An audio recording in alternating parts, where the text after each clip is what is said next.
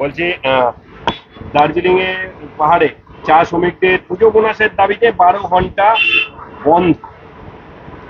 দেখুন, চা শ্রমিকদের যে দাবি দাওয়াগুলো, সেই দাবি দাওয়াগুলো অত্যন্ত প্রাসঙ্গিক। গতবার যে পরিমাণ বোনাস দেওয়া হয়েছিল, সেই পরিমাণ বোনাস দেওয়ার কথাও এবার মালিক পক্ষ ভাবছে না, তার থেকে কম বোনাস দেওয়ার কথা বলছে। এবার 13% বলছে, গতবার সম্ভবত 18-19% ছিল। তো স্বাভাবিকভাবে চা শ্রমিকদের যে দাবি দাওয়াগুলো, সেই দাবি দাওয়াগুলো পূরণ হওয়া উচিত। কিন্তু আমাদের সরকার মালিক পক্ষের হয়ে দালালি করছে, এবং সমস্ত মালিক, চা বাগানগুলো এখন যারা চালান, তারা সেই মালিকরা থাকেন হচ্ছে মুখ্যমন্ত্রীর পাড়ায়, সব ভবানীপুরের বাসিন্দা। আমি জানি না মুখ্যমন্ত্রীর সাথে তাদের খুব ভালো সম্পর্ক আছে, হয়তো সেই জন্য চা শ্রমিকদেরকে বঞ্চিত করতে পারছে তারা। বাংলায় একমাত্র বন্যার টাকা থেকে বঞ্চিত বলছেন মুখ্যমন্ত্রী মমতা বন্দ্যোপাধ্যায়। কেউ যোগাযোগ করে না কেন্দ্র থেকে, একমাত্র রাজ্য সেটা বাংলা। দেখুন, এর আগে আমরা দেখেছিলাম আমফানের সময় 1000 কোটি টাকা এসেছিল। সেই 1000 কোটি টাকা যে কোথায় উবে গেল, আপনি এখনো আমফান ক্ষতিগ্রস্ত এলাকায় যান, সাধারণ মানুষ বলবে আমি টাকা পাইনি।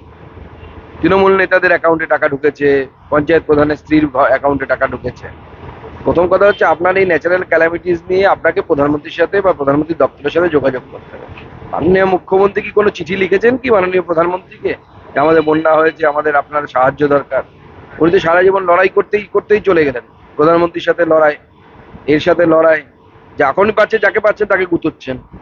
যেভাবে নিত্য প্রয়োজনীয় দ্রব্যমূল্যের দাম আকাশ ছোঁয়া হচ্ছে, সেখানেই এই বাজার নিয়ন্ত্রণ করা টাস্ক রোজই বেরোচ্ছে, কোনো রকম হেলদোল নেই।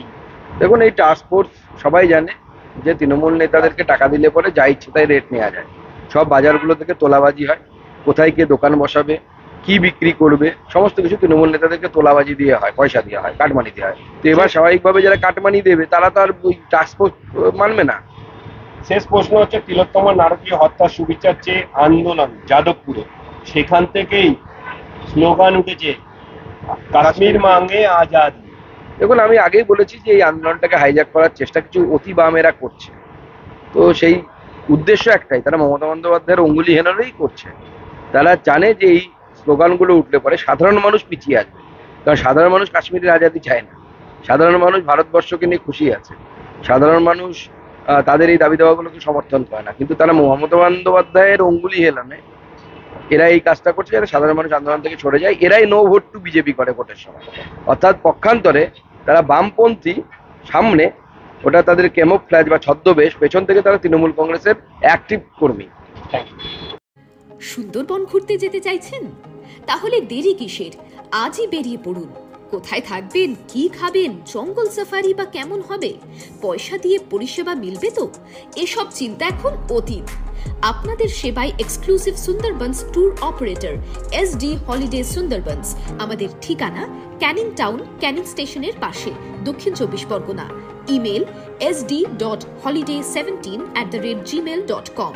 কল অথবা হোয়াটসঅ্যাপ করুন 9564226760।